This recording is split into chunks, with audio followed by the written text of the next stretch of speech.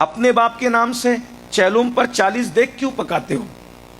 کس نے کہہ دیا کہ اپنے باپ کے نام سے 40 دیگ پکائیں گے تو ہی بخشا جائے گا؟ میرے بھائی، اپنے باپ کے ایصال ثواب کے لیے اگر پکانا ہے 1 دیگ پکاؤ، 39 دیگ کا پیسہ بچا کر اپنے ابا کے ایصال ثواب کے لیے کسی یتیم، کسی غریب کی اسکول کی فیس بھر دو۔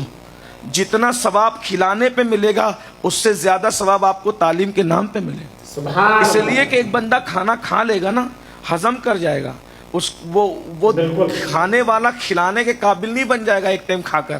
لیکن اگر ایک بچے کو آپ نے ایجوکیشن دے دیا تو اس کی کم سے کم 3 نسلیں سنور جائے گی۔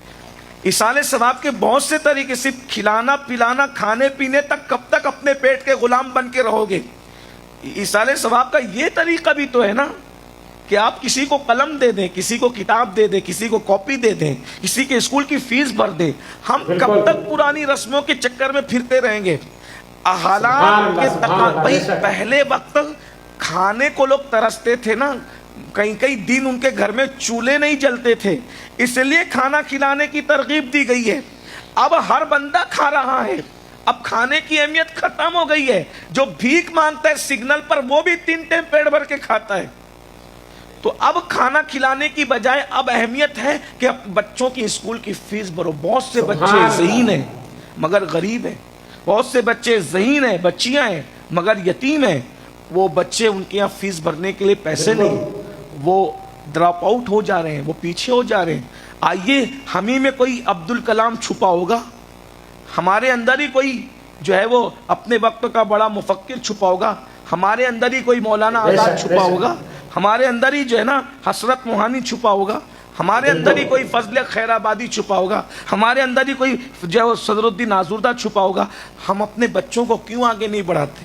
اور میں یہ سوچتا ہوں کہ ہم یہ کیوں سوچتے ہیں کہ مجھے صرف اپنے بچے کو پڑھانا ہے؟ مسلمان وہ نہیں ہوتا کامل جو صرف اپنا سوچے۔ اللہ کے رسول علیہ السلام نے فرمایا کہ جو شخص صبح اس حال میں کرے کہ وہ میری امت کی بھلائی کا کوئی منصوبہ نہ بنائے، فلیس منا، وہ میری سوسائٹی کا ممبر نہیں ہے۔ یعنی آپ اگر حضور کی امت کے لیے کوئی پلان نہیں کرتے تو حضور آپ کو باہر کر رہے کہ وہ میری سوسائٹی کا ممبر نہیں ہے۔